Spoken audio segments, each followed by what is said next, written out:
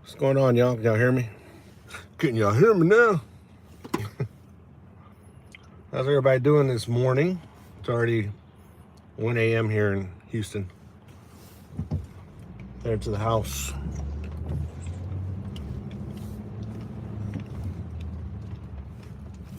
Can't say I had a long week because I left, went to Illinois. Well, I left Tuesday night and Friday, well, Saturday, we're back.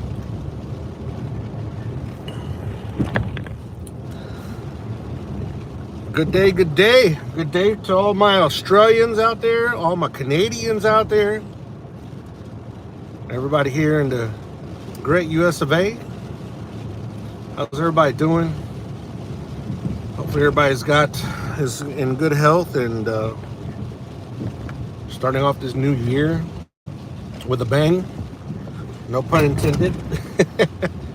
Because y'all already know I started off my year with a bang on a blowout on a trailer. So yeah, you know, second load of the year. Second load of the year? Third load of the year. Second load of the year. But other than that, everything went well. 5:40 a.m. in Australia. You're in Australia, right?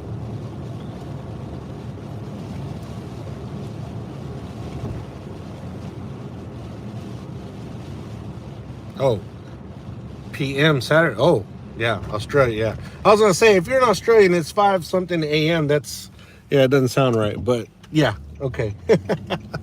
If it's 5:30 p.m., well then yeah.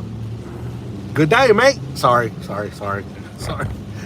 I kind of had to say that. Sorry. Anyway, no disrespect.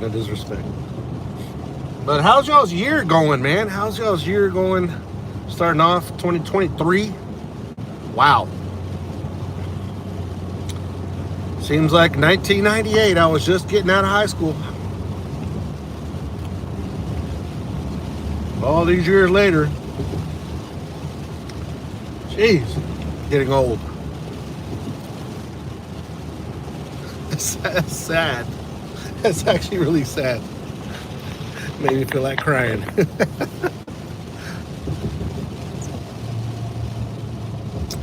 Yeah, man, I'm good, man. I'm good. Thank you. I'm really good. Started off the year already. Sorry I haven't made like a full video for you guys. Just a lot of things, a lot of mental things going on. Not in a bad way, I guess. Just a lot of mental battles, I guess, that I'm kind of dealing with. So I haven't made y'all like a full video. Just my little dumb little shorts. That's it. Yo, Wolfman. What's going on? What's up? I kneel for no one. I mean, I kneel for one. My bad. What's going on, man? Me and the family were good.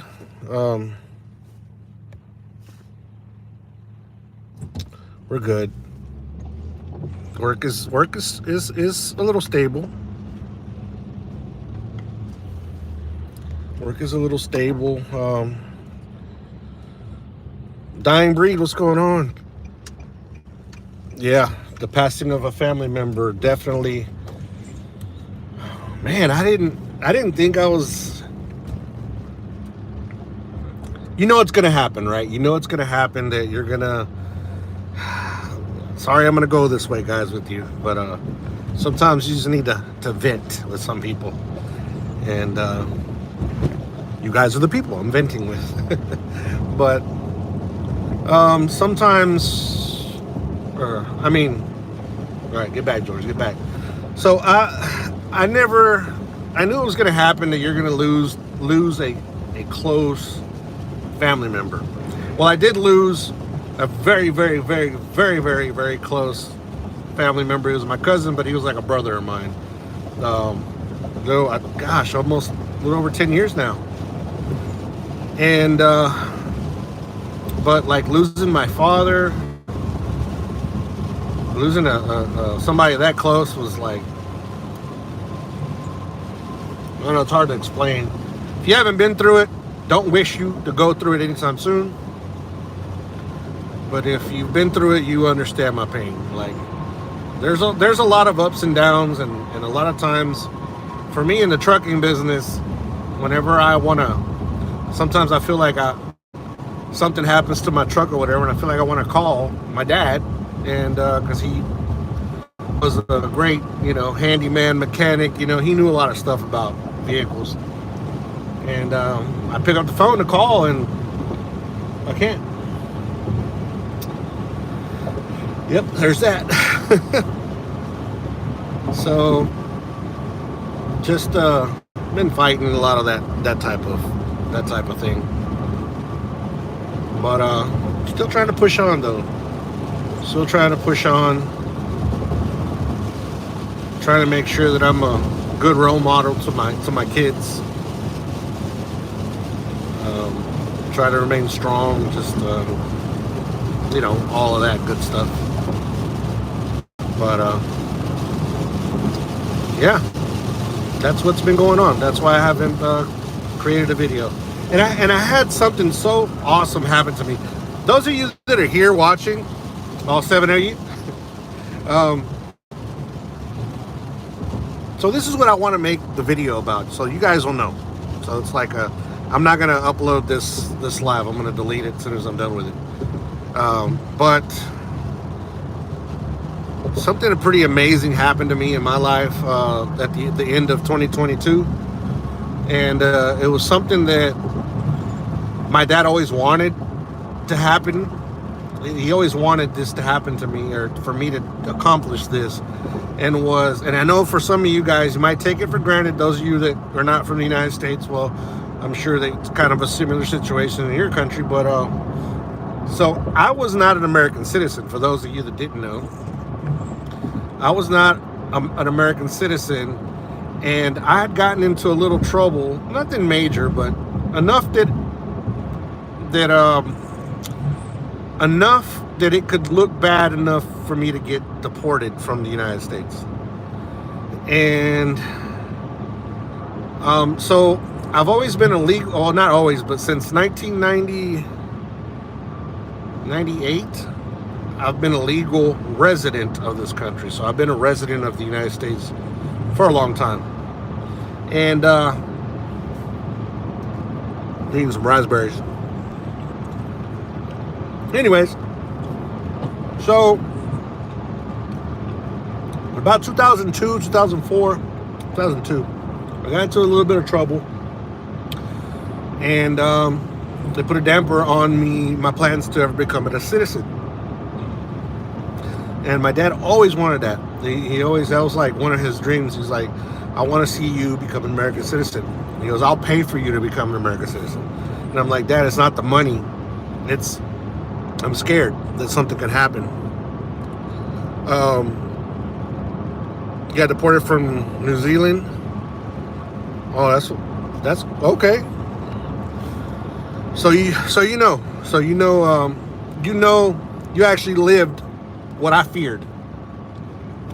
And so every 10 years, the residence card would expire, and I would just renew it, and I never had any problems renewing it. So that was my plan, to just continue renewing it. So in 2021, I think it was when I went to El Salvador. Well, I already knew that my dad had cancer, and he was really sick, and it was terminal cancer. And he told me, he said, son, I want us to take a trip to El Salvador. And he said, it might be my last trip, and I really want this. And I was so terrified to go because of that reason. But finally, I was just like, whatever, whatever happens. I just really prayed to God and said, hey, whatever you want to happen, let it be whatever it is, right? So we went to El Salvador, had a great time, made a few videos down there. Hopefully, if you guys want to watch it, y'all can go back and watch those videos when we went to El Salvador. It was just a magical moment for my father and I, and for my whole family, but more so for my father and I, because we actually finally had that one heart-to-heart conversation that we never really had. Now, I always knew my father loved me, and he always showed me that he loved me, but he never told me that he loved me. So I had never felt that before. So I had never opened up to him about anything. So while we were over there, I had the opportunity to have that man-to-man conversation that, you know, whatever was said stayed in the car, because we were driving somewhere. I think we were going to pick up my older daughter, Morgan. We were on our way to go pick her up to the airport. And we had that conversation, and it was just an amazing thing. You know, I don't regret going to El Salvador at all. So all that happened, and then on my way back to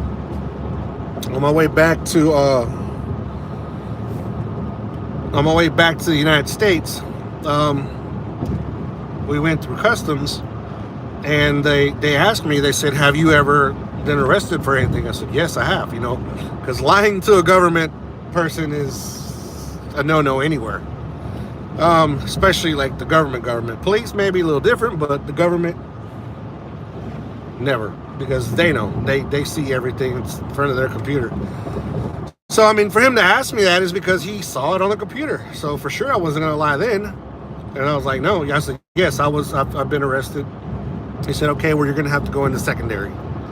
One of the most heart-dropping, guys, if I can tell you, one of the most heart-dropping, second to when I got shot. This is like the second to that, or close.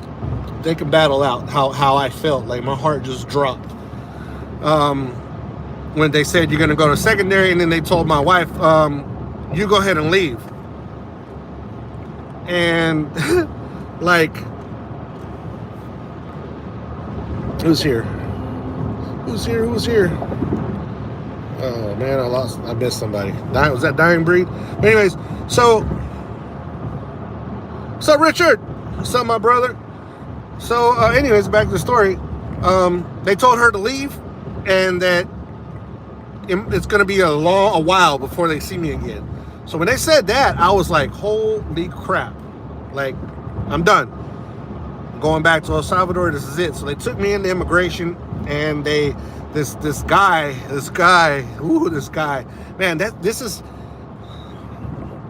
I mean, not to leave the story too much, but this is, it's crazy how your life depends on one person's their emotions that day. Put it that way. And the reason why, when I went in there, I was listening, because I'm just a people watcher, and I was listening. We were in this. There was quite a few people in this big room. We weren't allowed to have our cell phones out. We weren't allowed to talk. We just could sit there.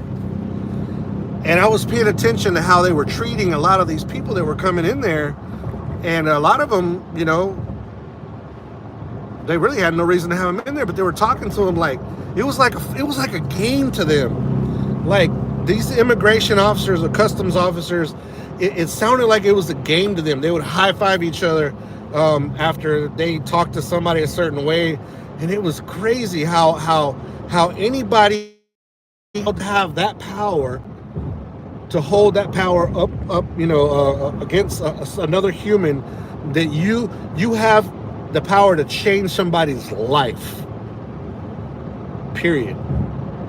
So anyways, I was in there, and there was the guy that they passed me on to. He was a donkey's rear end, lack of better terms. And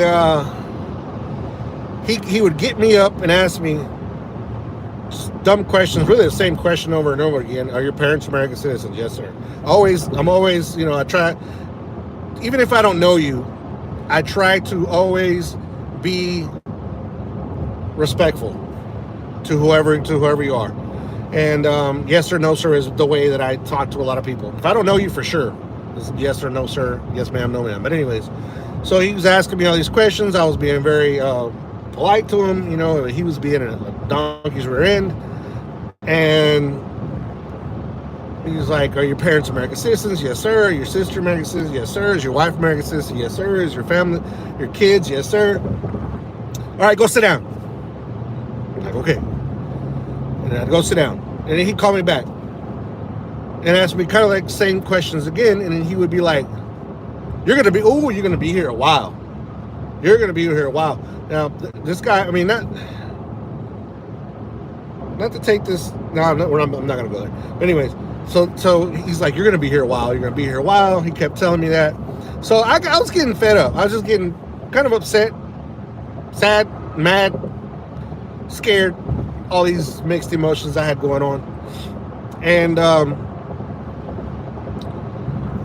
I finally was like, hey, if you're going to deport me, I mean, just let me know now so I can just get everything, just set my mind that I'm going to go back. Which is not a terrible thing going back to El Salvador right now, but I mean, that could change in the future. That country has done a 180. I mean, it's amazing right now. A lot of great things are happening with that new president, and it's awesome. But anyways, my family's here, my life is here. This is all I know here in the United States. So for me, I'm from here, but I always had that sense of like not really belonging anywhere. Like I'm not from here, but I'm not from over there. I was born over there, but I know nothing about over there. But I was not born here, but I know everything about here. Just my whole life being here. I was 3 years old when my parents brought me to this country. So, long story short, thank God, a lieutenant walked in, and he asked that guy. He said, he was getting the down low on everybody that was in there. And he's like, what's this guy in here for? And he explained it to him and stuff. And he's like, okay, well, let me talk to him. So he was like, like a big boss. And I was like, oh, darn. So he called me back to the office with him. And he says, the only reason that you're here right now is because you don't have your discharge papers from when you committed your crime and you're discharged from your probation. Because I was only in jail for 8 hours, but I was on probation for 4 years.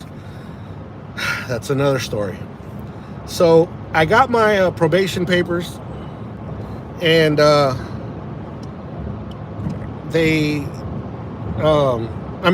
sorry. I didn't have any of that stuff. And he's like, if you had that, we would know for a fact that you've been discharged. And I'm like, y'all know I have a criminal record, but y'all don't know what my criminal record is about, or if I've been released or whatever. Like, kind of crazy. But anyways, and he said, and this is what gave me a little glimpse of hope, you can go get your citizenship and you'll never have to come see us again. And I told him, I said, you think I can get a citizenship with this? He's like, dude, it's been 20 years since this happened. You've never gotten in trouble after that. You've been paying your taxes. You haven't gotten no DWIs. You don't have anything else on your record. Of course. And he's like, there's still a risk, but your chance to becoming a citizen is very, very good. So I'm like, okay. And he's like, all right, go home. He told that guy, hey, let him go. And the guy was like, what? No, let him go. And I kind of like wanted to turn around and smirk at it and turn around at that guy and just go, but no. No, not yet. Anyways, so that happened. We went to El Salvador. That happened. My parents got super scared because I had gotten taken in. My dad was like, he's like, because of my fault, this is what happened, and da-da-da-da. I'm like, dude, that's not your fault. And like, I decided to go, and it's what happened. So 6 months later, my father passed away. My father passed away, and I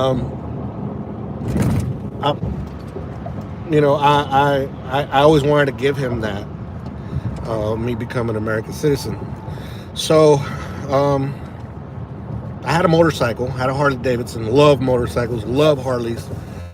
I had bought this bike brand new, and at the time the market was just awesome to sell stuff. So I sold my motorcycle. So I sold my freedom to gain my real freedom. Do you want to put it that way? So I sold my motorcycle, and right after I sold my motorcycle, I had a dream. And my father came to me in this dream, and I remember vividly. He was standing up against the wall, and he was looking at me, and he said, "Son, I'm waiting for you to become an American citizen so I can leave." And man, that hit me so hard, guys. That hit me so freaking hard. I woke up and I was crying. And I told my wife, I said, you know what? I said, I think that was before I sold my motorcycle. I said, you know what? I'm selling my bike and I'm applying for my citizenship, and whatever happens, happens. So I sold it. I got a lawyer because you need a lawyer just in case, to give you legal advice. Sorry, I'm not reading your comments, guys, right now, because I'm driving and I'm training, trying to tell you guys a story. But I'll read them afterwards. I appreciate you guys for commenting. Love you guys. I really do. So I applied for my citizenship, and well, I got the lawyer, and the lawyer's like, well, your case looks pretty good, that we can win or whatever, but I mean, there's still that possibility. And he said, we're going to go ahead and do the application. This is how much you have to pay. I think it was like $800-900 for the application fee. And I sent it off, and he said it's going to be about 8 months. Right now it's taking about 8 months, 8 to a year, to get your reply and your interview to go become an American citizen. Again, those of you that are American citizens, don't take that shit for granted, because we have to go through a lot of crap to be able to do this. This is a dream for so many people. Anyways,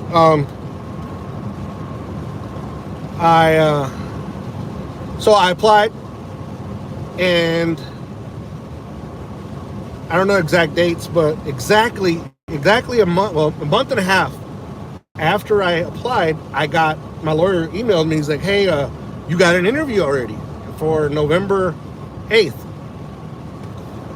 And I'm like, you said it was going to take 8 months to a year. I know that it takes 8 months to a year. Should I be scared? And he's like, I don't know. He said, you should be all right. I was like, well, you're not giving me a solid answer there. He's like, well, I don't know, really. I mean, was really quick. I'm like, okay. So I was biting nails, nervous and everything for the month and a half. Went to my interview.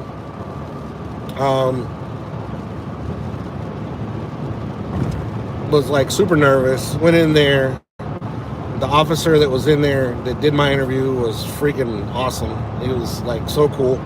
We were talking. He asked me if I knew about karate and yoga, and at that moment I knew about karate and yoga, because you're trying to keep the officer happy in his comfort. You got to find that spot where, that thing that has common ground and can make them take their minds off of what they're doing to take them somewhere else. So anyways, so yeah, I know about karate. I did take karate about 6 months when I was like 13. Anyways, a long time ago. So we started talking about that. Then he gave me my questions, and you have to become an American citizen. It's 100 questions that you could be asked, but out of those 100, you're going to be asked 10. And I almost guarantee you that most of you American citizens do not know the answers to most of those questions. Guarantee you. Unless you're like a history freak. If you're a history freak, yes. Even the officer told me, he goes, most Americans that are born here don't even know this stuff that I'm asking you.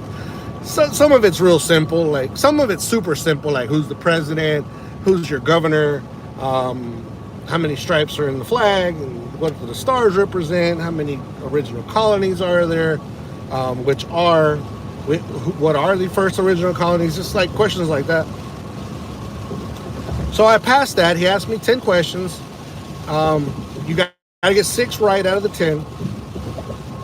So I got all 10 of them right because I had been studying. That's how I knew. So he said, okay, so everything looks good. If it was 100% up to me, you're done, you're good. I would tell you you're in America. Yeah, congratulations right now. He said, but I can't.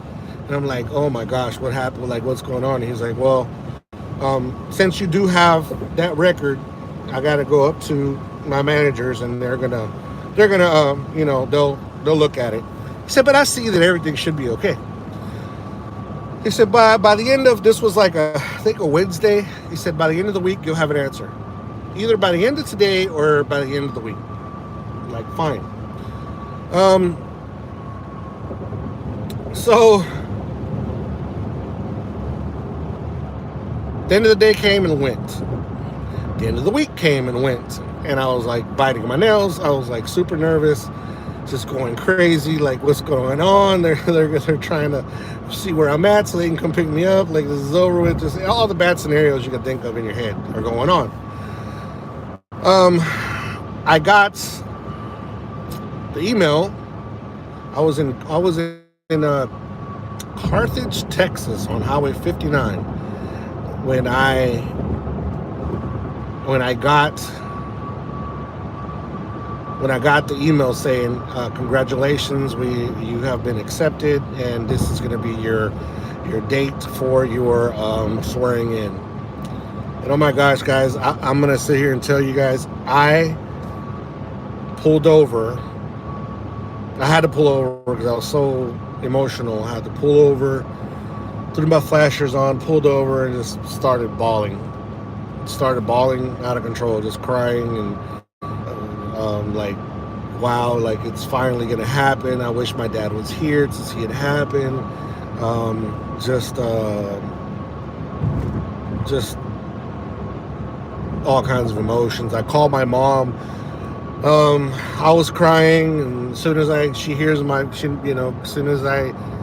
voice, and my voice is shaky, crying, she starts crying, like, what's going on? Are you okay? Did you get in an accident? I'm like, no, Mom, I got the email that I'm becoming an American citizen. And she just went berserk, started crying and so happy, and thanking God, because she'd been praying for me and stuff like that. Just amazing. Like, it was crazy. So December,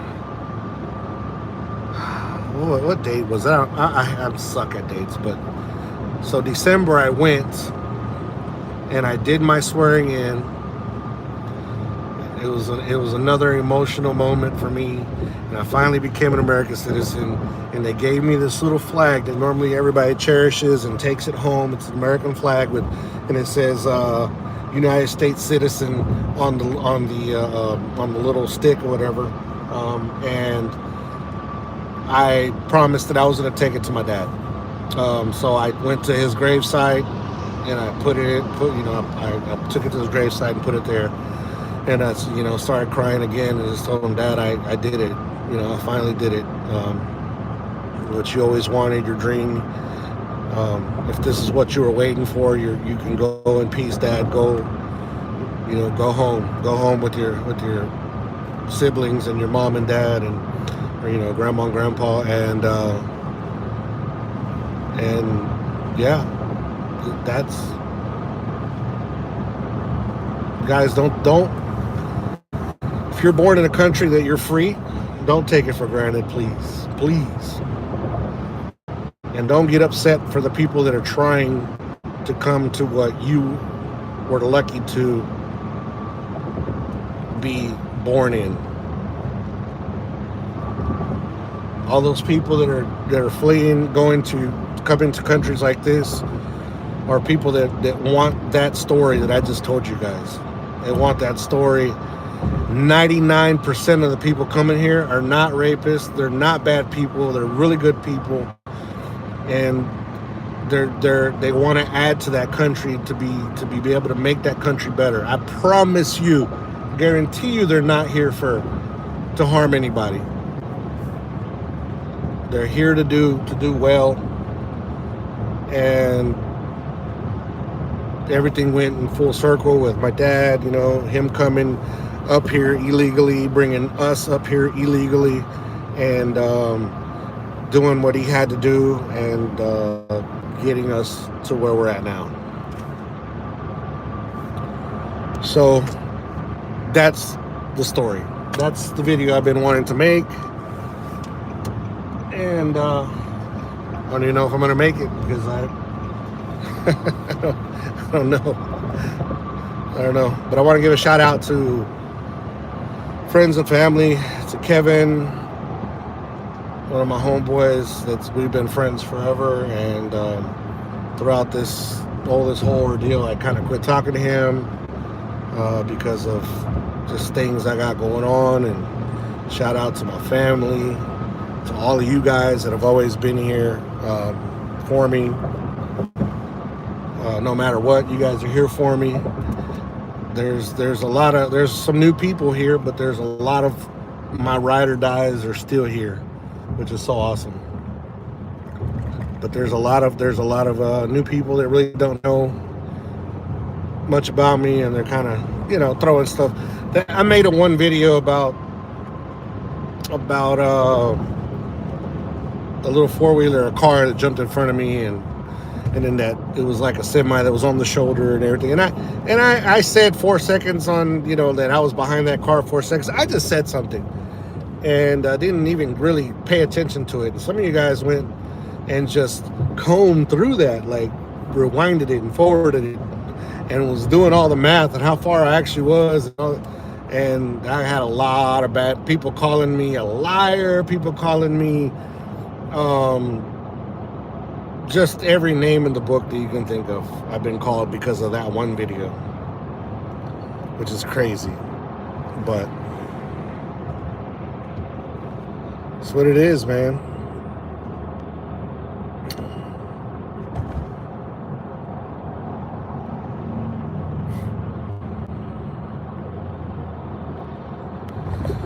Oh, man. But yeah, can't really see. Let's see who's in here. Aussie? Black Sheep. Am I saying that right? If I'm not, I'm sorry. Trucking is a hard game. I mean, it can be. It just depends on how you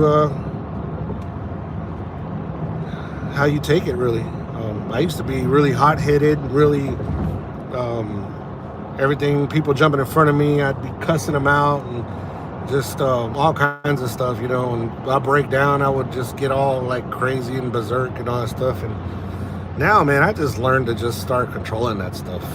It's a hard game, but it depends on how we take it, because people jump out in front of us and act retarded, and some people jump out in front of us and act dumb. I shouldn't have used that word, dumb, but they act dumb.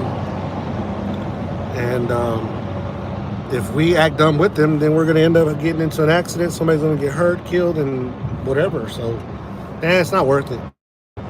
Just let them go. Just let them keep on keeping on.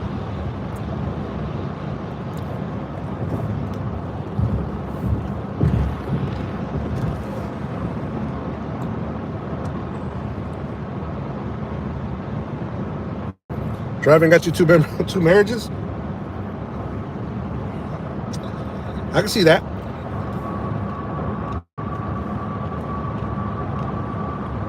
Definitely can see that.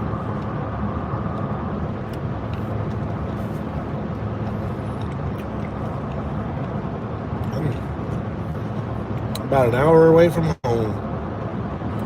Passing up Gallery Furniture. Save you money.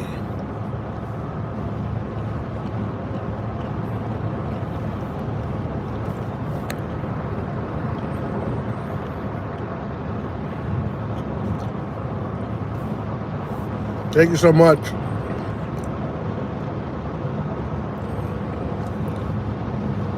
Thank you so much, Anil, for one. Thank you. Thank you for those words. They really mean a lot. They really do.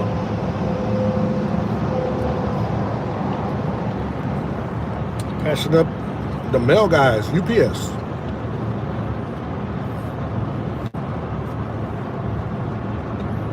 Not a whole lot of trucks out here on the road right now. A few back there. Those of you just joining, hello. Those of you that are about to go to sleep or about to get off the live, have a wonderful day. Have a wonderful night. May the God that you believe in bless you.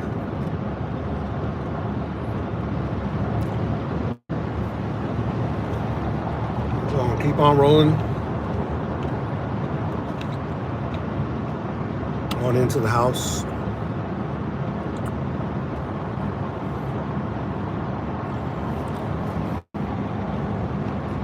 But yeah, man, trucking is it'd be crazy. Y'all hear about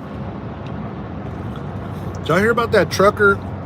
Ah, man, it was in some northern state, Indiana maybe, or somewhere up there, where he was driving in a set of doors came off of another semi going the opposite way, and they came across the median and hit directly on his cab. Like out of everywhere it could have hit, it hit. They jumped up and hit his cab, and he passed away instantly. May he rest in peace, and may his family find peace in their hearts, because that's hard for somebody to go like that. That's why I've always kind of not been scared of doing a lot of things, because I've always thought about it this way. When it's your day, when your number's up,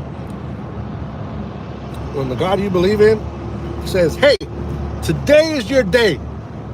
Today, at this time, this minute, and this second is your day. You're coming home. And there's nothing in the world that you could do, hide under a rock, hide in a bunker, whatever. There's nothing you can do in the world to get away from that moment. We all have an expiration date. We all have that date where it's written in the book. This is when it's going to happen. You could be sitting on your couch watching TV. You could be driving a semi down the road, and a set of duels come straight through your truck, and you end up dying. I'm not saying to go out there and do dumb things, but if there's something that you've always wanted to do, just go do it. Go do it. Live life. That's it.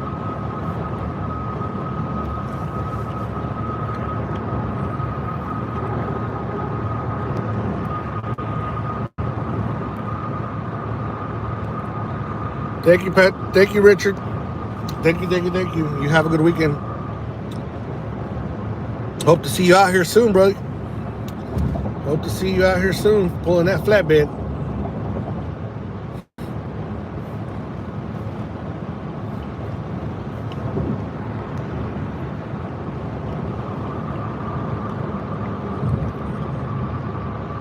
That's right. Tomorrow is not promised. It's really not. Tell those that really matter in your life, tell them you love them every day.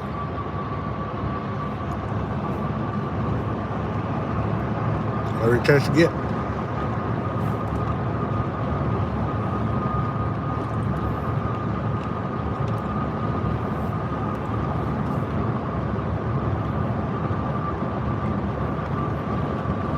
You're hauling frozen foods? That's what's up. I did that. That was at the beginning of my, it was like probably my second, probably the second thing I hauled. Because I hauled dry goods at first. Really plants. I was hauling for a big nursery here in the greater Houston area. That's where I got my CDL. That's where I got my Class A. I got my Class B, or my CDL, the first CDL, I got it from driving a school bus. Then a friend of mine gave me an opportunity to, he's like, hey, what are you doing? I was between jobs, because back then I was so irresponsible. I just jumped from job to job to job.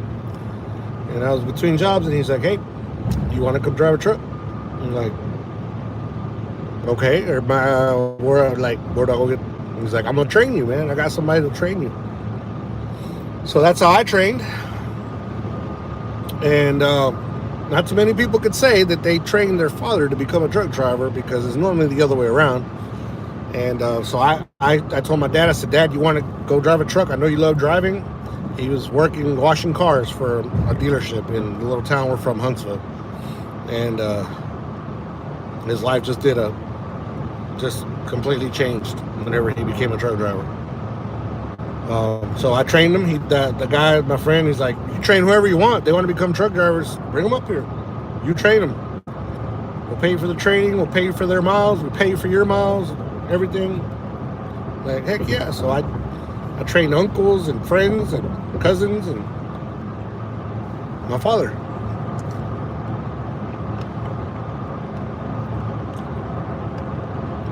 That's how I ended up getting my. Then I went to reefers. Sorry, I made that long story just to say. After that, I did refrigerated. We did have some refrigerated though in the nursery. Sometimes I think during the spring when we were hauling like certain flowers, we had refrigerated trailers. So that's how I kind of knew about that. And then I got straight into frozen stuff. Frozen and also just regular refrigerated. I would haul a lot of citrus from South Texas up to all over the United States, mostly to New York, Nebraska, and Washington, Oregon, for most of my refrigerated career was. And then for like 6 months, I thought I wanted to become an AC guy. Y'all see me? Y'all see me? I think I'm gonna be up there in the attic. I tried it for 6 months, and oh wait, that shit was too hot and too tight. Big old boy was gonna go through somebody's rafter, end up in somebody's roof. Living room through the roof. So I came back to trucking. That's one thing about trucking, you can always come back to it. Everybody's always hiring. Everybody's always hired, especially now that supposedly we got a shortage. But there's millions of trucks out there and we have a shortage. I don't get that, but whatever.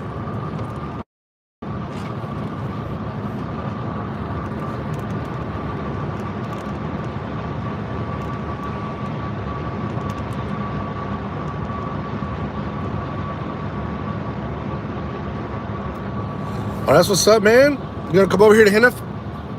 Where do you live? Where do you live at? What yard are you gonna go to?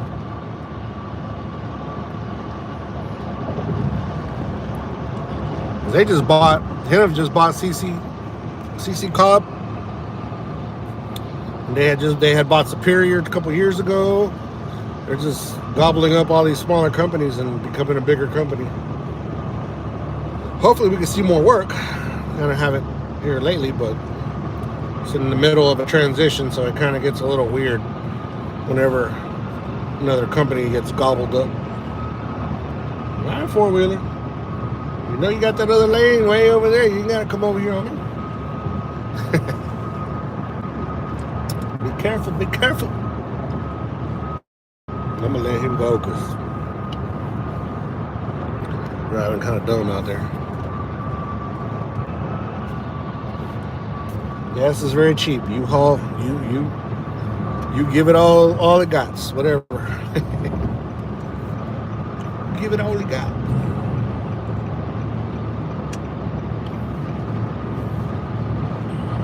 What yard you gonna go to though? I figure you were in California. You gonna go to Walnut? There's a yard in Walnut that I just saw that.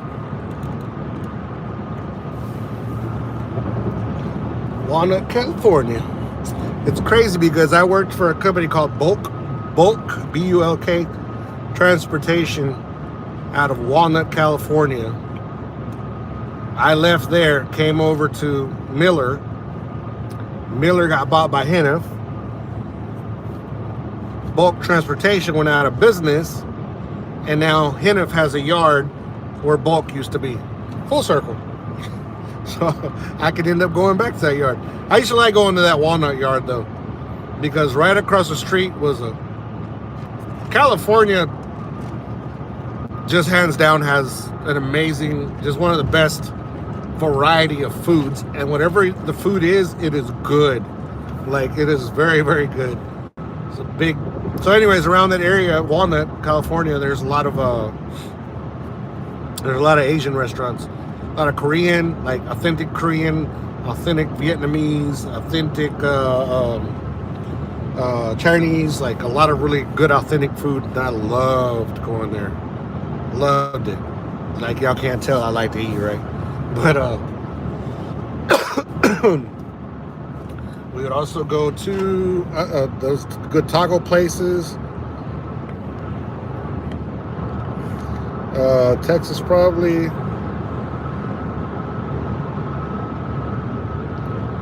Dude, you live that close to the Walnut Yard? Really? Wow. Small world. Because I spent a lot of time there.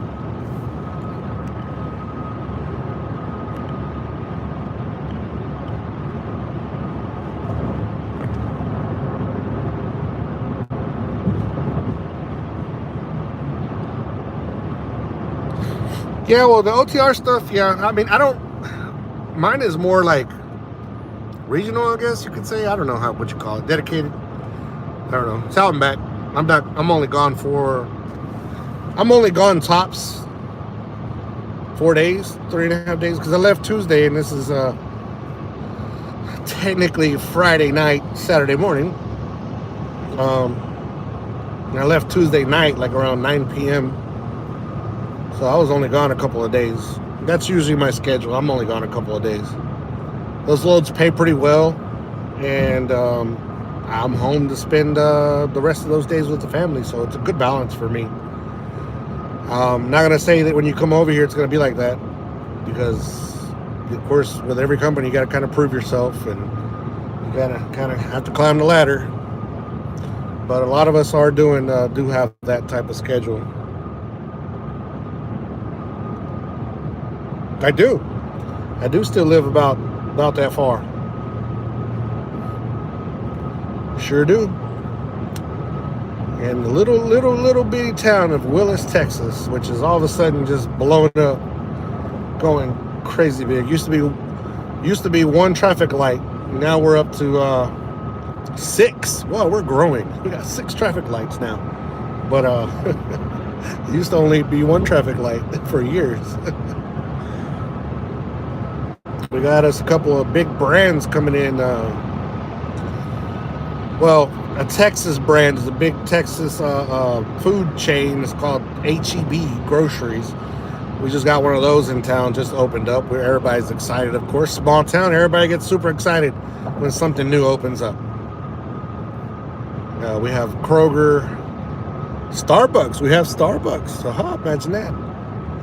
And out of the fast foods, I think the one everybody was more excited about was Chick-fil-A. We have that too.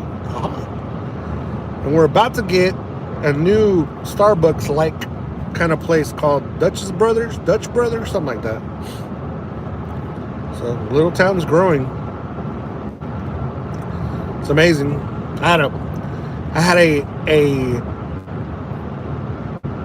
had a girlfriend, a girl that I was interested in. She never was a girlfriend, that lived in Willis when I was in high school, and I used to come up there with her.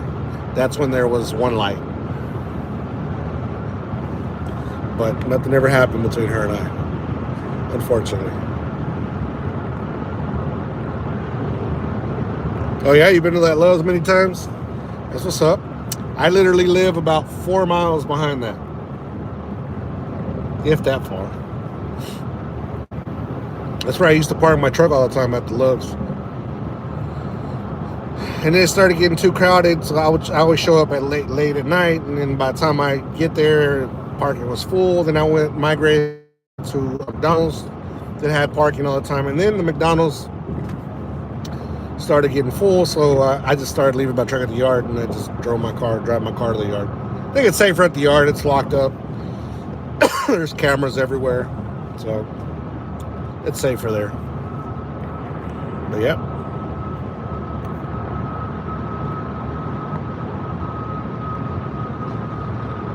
You're gonna run out of Houston?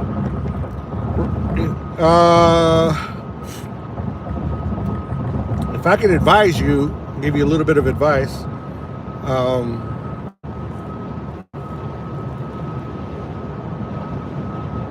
It depends on how you want to run. Get into the ISO division, which is the division that I'm in, ISO, in LaPorte, Texas, which is not far from the other yard. It's more consistent. It's been a little more resilient to a lot of stuff. But it's all up to you, depending on how you want to run. You could even run out of one of the northern yards, like Hazel Crest or Joliet, or even Indiana yards. You could run out of those yards too. Those are really, really, really good yards to run out of. There's a lot of good loads coming out of those yards. I wouldn't too much recommend any other terminal in Houston, or maybe not Louisiana or Georgia. Georgia.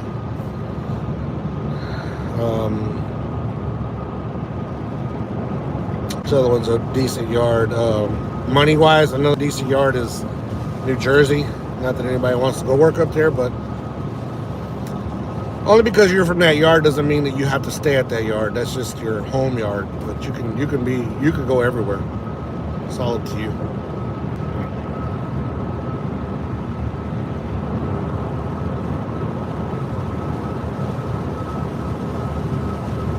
Oh yeah, that's what's up.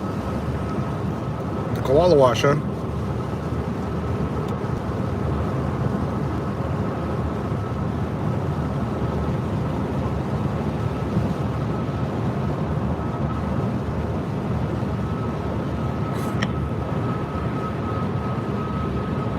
Moved to Georgia.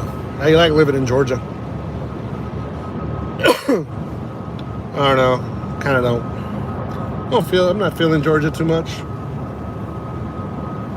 If I were to leave Texas, kind of feeling Tennessee, Southern Virginia, Washington, Oregon. Those probably be my Salt Lake City, another one. If I were to ever leave Texas, those would probably be the places I would kind of want to go to. But chances of me leaving Texas are pretty slim to none.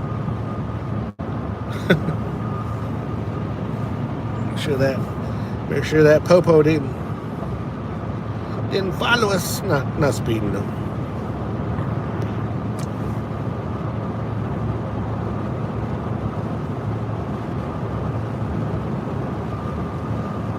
Okay, next gen. That's okay. I remember that.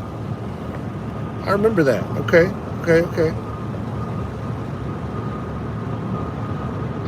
Yeah, no problem, man. If I could help you on stuff like that, I mean, that's just what I've heard and seen. Those different terminals.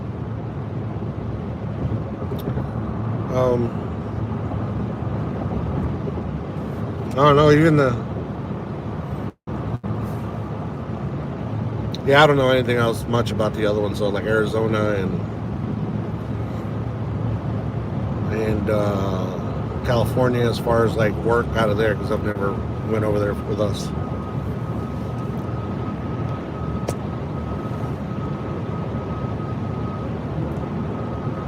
5 days in New York was enough for you? Hey, man. One day in New York is more than enough. For driving a semi, I like New York City to go there to visit. It's kind of because I'm a people watcher, and it's just chaotic watching people the way they live there. But driving a semi up there in the Northeast, if I had a hat on, my hat's off for you guys if you drive up there. But my dispatcher kind of knows that part of the country. I'm glitching, I'm losing y'all. I'm losing y'all.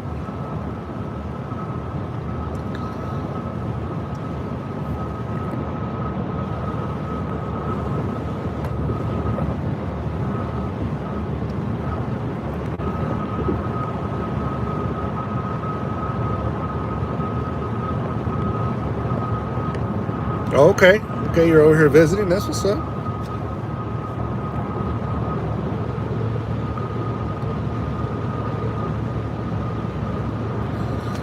Rio Grande, La Joya, Texas. Ooh, I know a little bit of La Joya. I lived in San Juan. I lived in San Juan down there for 70 years. Mixed feelings about living down there. Now, the people are great. The culture is great. It's pretty good. What I didn't like about down there is the work. All the trucking companies knew that they could pay you cheap as heck down there, and they paid you pennies on just like. I left in 2004. I left Houston making 34 cents a mile, and moved down there, and the best they were paying down there was 23 cents a mile. I took a 10 cents a mile cut moving down there. I ended up buying a house down there, ended up losing the house because I just couldn't pay for anything because work was not consistent. And yeah. I like visiting, love visiting down there, but I would never live there again. Never say never, but the chances of living there or me going back to live there are even more slim than me moving out of state. Let's do it that way. But love the people down there. The food, it's all good.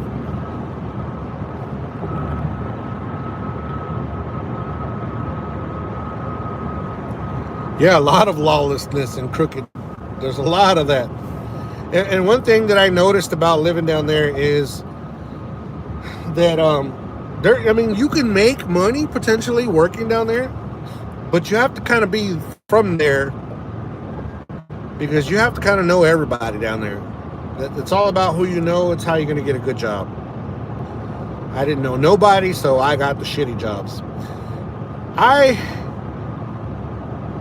So I went down there, was driving trucks. That's when I decided I wanted to get into air conditioning. Dumbest thing I ever did in my life. Got into that.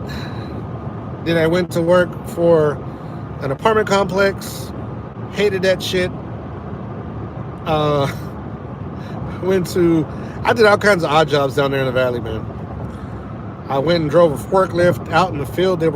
People were picking onions, and I was loading semis.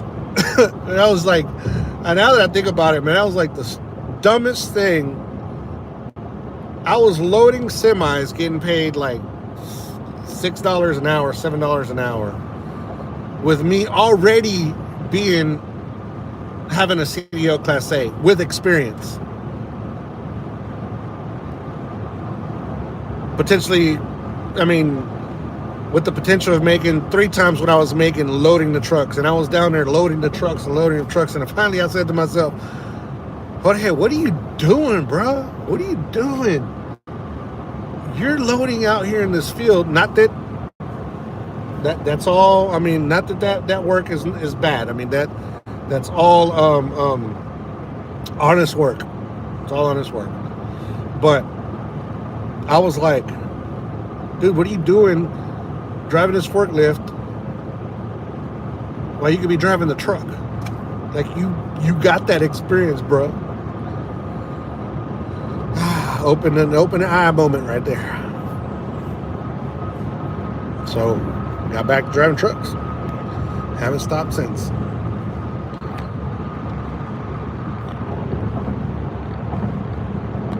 Yeah, the good jobs are taken by family members. You are 100% correct. Yep. The whole family works at one place.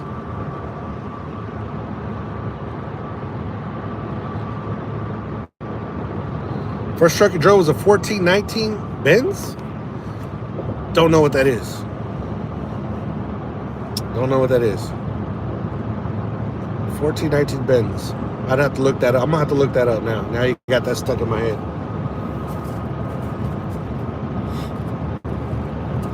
I know when I went to El Salvador, in third world countries, there are a lot of those old, those old Mercedes trucks, one that are kind of rounded looking from the front.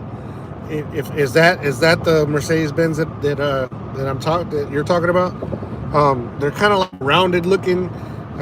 They're most of them are single cab. Most of them are straight trucks. They're not semis. But anyways, there was a lot of those in El Salvador, and I remember one in particular that was missing. The hood had like one light, and the cab was missing like windows. I don't remember if it had doors or not, but this thing was loaded down with sand going up a mountain, like not even smoking, going up the mountain. This is day cab, okay. Yeah, but this old Mercedes Benz, this thing was going up. It was climbing that mountain. It wasn't going fast, but it was climbing the mountain, lower down the sand, older than dirt, but it was moving. I was like, wow. People will make it work.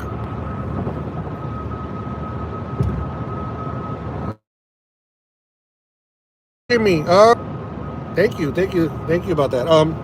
Good, man, good. Lately, I've been having a little bit of issue with my fuel filters. Have been clogging up sooner than normal. I talked to a friend, and he said that it might be that I have algae in the system, so I'm going to clean it out. He said that's probably the only thing that makes sense, that if you have algae growing in the diesel. And he gave me the information on what to pour in there. But yeah, it's the bottle, the clear bottle, is filling up really quick.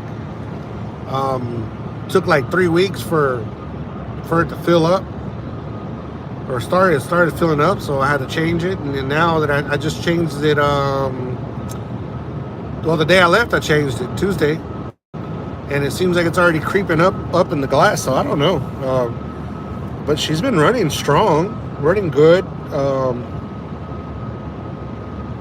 Knock on wood, because we don't need her to start doing anything bad, because we know how expensive that is. But yeah, she's been doing good. We kind of in a good place with her right now. Seems like that first year since when I bought her, first year or two, working out all the, because I got her brand new, working out all the kinks and stuff, all the things that would happen to her, and she's been pretty solid after that. So thank God, and hopefully it stays that way. But thanks for asking, and appreciate that.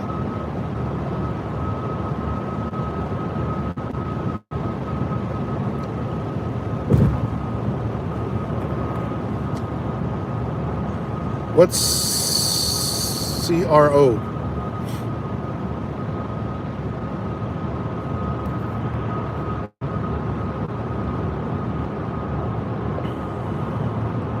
Give me.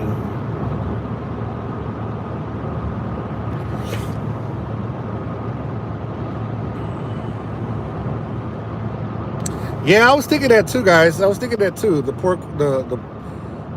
poor quality of the diesel, and during the winter months they add that stuff in it, so I mean that could be too, that could be as well. But yeah, they add that anti-gel in it, and everything's a lot thicker, and yeah. But oh, and she's developed, so I got my overhead done, got the valves adjusted and everything, and they didn't put the gasket on right, the valve cover gasket, or it needed to be replaced, and they didn't replace it. So I'm gonna have to buy that and replace that. It's been leaking oil from the back part of the engine on the top, so that's got to be addressed. But other than that, man, she's been a good girl, very good girl. You know, she was in the shop for what, a month and a half last year. The end of December, beginning of January, and half of February, I think. She was in the shop, but it was just because the parts weren't available. And luckily, a friend of mine from one of our family members, Adrian from Canada, found that part for me, and we were able to get her back on the road. So the Peterbilt dealerships couldn't find the part, and the guy from Canada found it at a Peterbilt dealership in Texas. In South Carolina. Imagine that. But big shout out to Adrian too, man. That dude's amazing.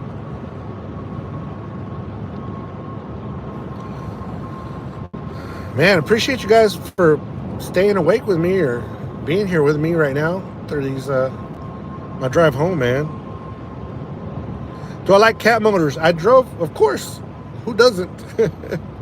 Who doesn't, brother? Who doesn't? Love Cat motors. Love the old school motors, man. The old Cats and the old Detroits and the old Cummins engines. Oh man, those were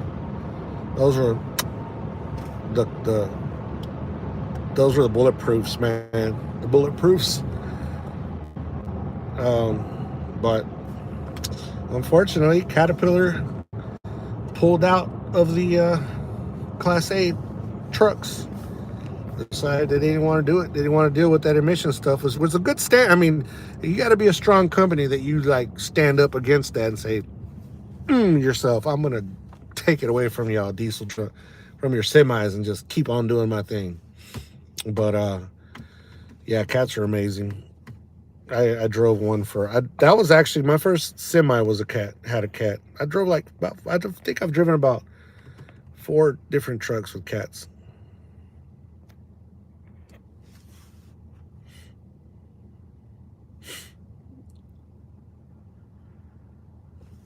Yeah, I hear you, man. Cats they're amazing.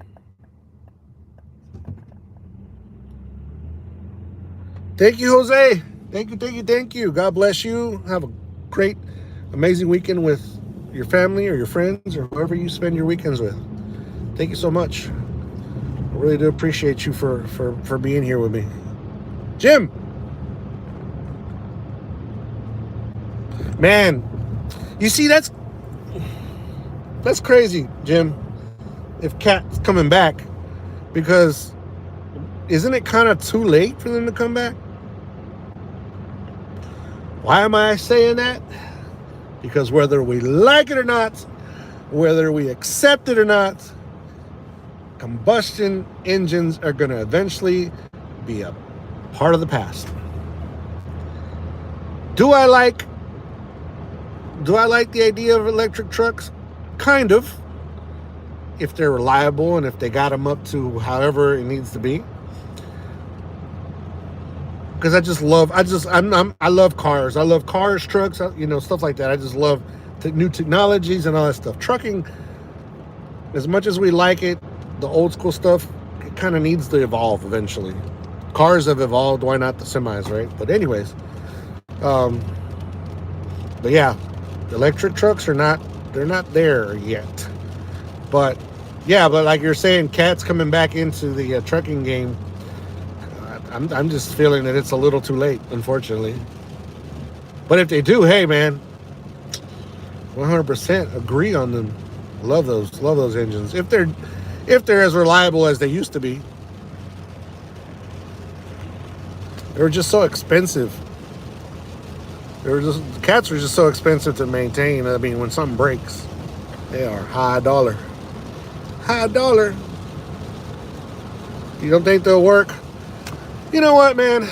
You don't think electric trucks will work? It's like anything, man. It's like anything. A lot of stuff that are our grandparents and great grandparents, they probably said the same thing about a lot of the stuff that's implemented now that we're using now. Um, I think that it will eventually. Maybe not in our lifetime, our lifetime, but it will eventually. Just part of evolution, or part of things growing, and changing. Technologies are coming in and out, and there's a lot of stuff that we don't agree with because we're stuck. Because I'm sure you're like me. We're stuck in the same in our ways from what we know, like what we really know, and anything outside of what we really know, we kind of frown on and say, that we don't want that. But eventually, it's gonna come and it's gonna go. So, better to hold on and try to keep up with the new stuff, like mentally and stuff, than to try to fight it, because it's inevitable, whether we like it or not. But yeah, man, love my old diesel trucks. Love my stick shifts, with another kind of dinosaur of see that right there is a prime example. Nobody believed and nobody thought that there was going to be automatic transmissions in trucks. Everybody hated it, frowned upon it, just the worst freaking thing in the world. There's no way it's going to work. What do most trucks out here on the road have now? Those of us that have stick shifts, we're a dying breed. We're an endorsement now, guys. We are an endorsement now. Like, you have to have an endorsement to drive a stick shift now. Who would have ever thunk that? Who would have ever thought that was going to be an endorsement? See, that's all part of the evolution thing that's changing. Automatic transmission trucks, man. Nobody ever thought about that was going to be a thing. And now, almost all trucks are automatics. I love my 13-speed. Love it. But if push came to shove and I had to get an automatic, well, it is what it is. If I'm going to keep working, I got to kind of evolve with the times, I guess. Eventually, they're going to get rid of us anyways and have these things going up and down the freeway by themselves. I mean, they're already doing it here in Texas. I think California, there's a few states that are already doing that stuff. I've made videos of following those things. There's, like, I think 2 companies running up and down Highway I-45 here between Dallas and Houston. And talked to a guy the other day. They're actually running loads and stuff on them. So it's another thing that we didn't, that we're not liking, but it's coming. The wheels are turning already, and there's no stopping it, unfortunately. It is what it is, right?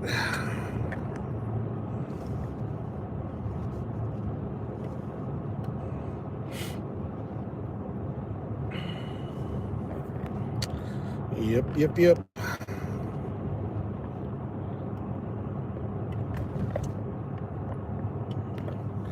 Yeah, be more downtime recharging. Yeah, I mean, but again, that technology is all going to change. Because what if they get to the point where they are more efficient and you can drive your whole 10 hours, and when you park to go to sleep, you charge it up, and then you wake up after your 10-hour break, and there it is, ready to go again. All of that is it's all happening.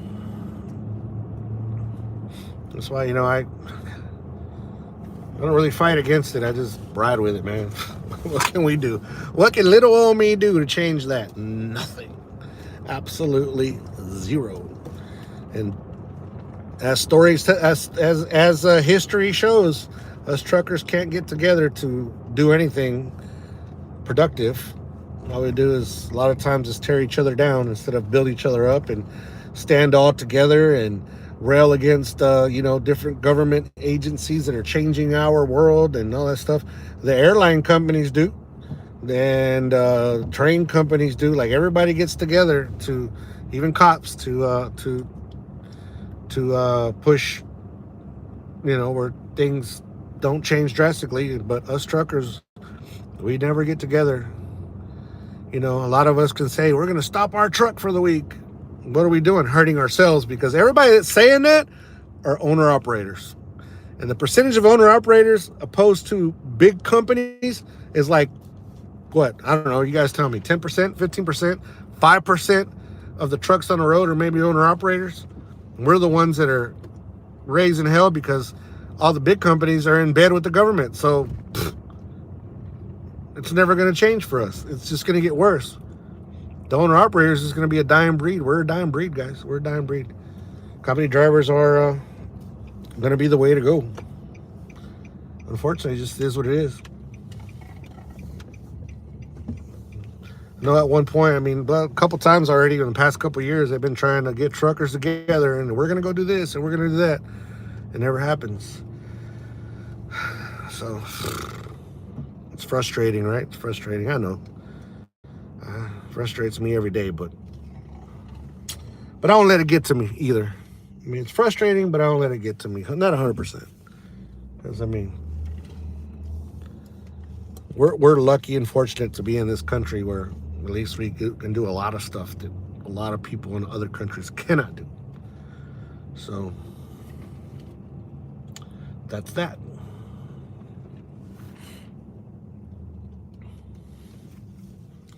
Pulling into the driveway. Ugh. All right, let me read a couple of comments before I let y'all go. If I can see it.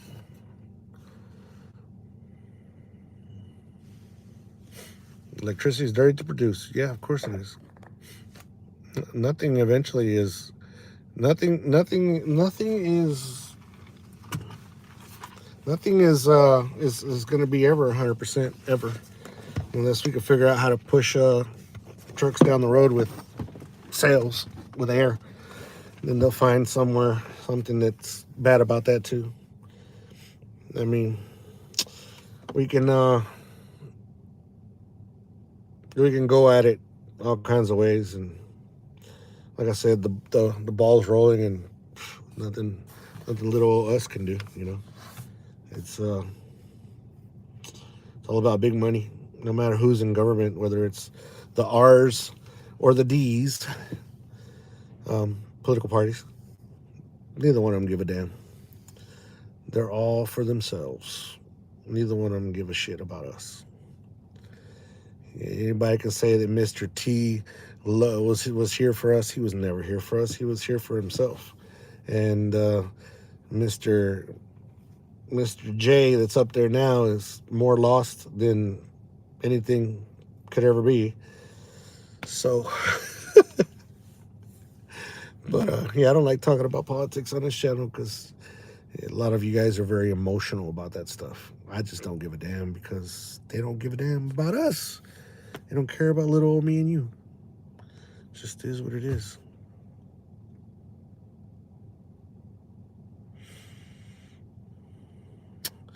All right, guys. Well, thank you.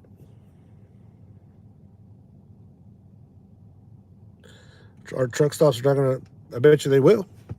I bet you they will install plugs at our truck stops. They don't care. Our truck stops are just here to make money off of us. Heck, they charge us for parking. Why not plug stuff up? Or charge for plugs too, They don't care about the trucking industry. They're just there to eat, to survive off of us. That's all it is. All right, guys. Thank you. Thank you for keeping me awake and keeping me company from the yard to the house. I made it home already, safe and sound. Go in here and quietly creep into the house and get some rest. Yeah, in Australia, you park for free. No, not here, brother. Not here. A lot of truck stops are going to paid parking, unfortunately. And it used to be that way back in the days. There was a lot of major truck stops, TA, Petro, that had you paid to go in. and it was like $25 to park. But if you ate, if you spent more than $20 inside the restaurant, you would get parking for free. Now that's out the door. You go in there, you're going to pay for parking, and you're going to pay for your food, and nothing's going to be free for none of that. So the Loves is the only truck stop that for the most part is not paid parking yet. But everywhere else, it's anywhere between $15 to $18 for parking. It's crazy. Yeah, it's all about greed, brother. It's all about greed. It's all about lining the pockets, you know. And unfortunately, little us have to pay for it. But see, the thing is that the major companies are paying for the parking for their drivers, which is good. But that all falls on us also, you know, because the owner operators out here, since they can afford it, but now we have to pay to park, and now it digs into our profits. So, yeah, a lot of depressing things. But anyways, thank you for listening to my story. I don't know if I'm going to post this. Like, I don't know if I'm going to post it, like, for everybody to watch, because it's long, and people don't like watching anything that's long. Our attention span has turned into 15 seconds. Small videos do great, and longer videos do nothing at all. So, but yeah, I might post it. But anyways, thank you again. God bless you guys wherever you are in the world, Australia, Canada, wherever you are in the world, Mexico. There's people that watch us from a lot of different places. Thank you. Hit that like button if you haven't. Share the video. Share the channel if y'all can, if y'all want to help.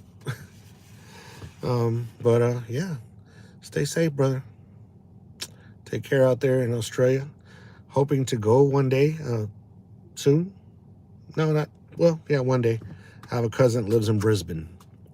So I have a cousin that lives in Brisbane, hoping to go out there. I want to go ride with a truck.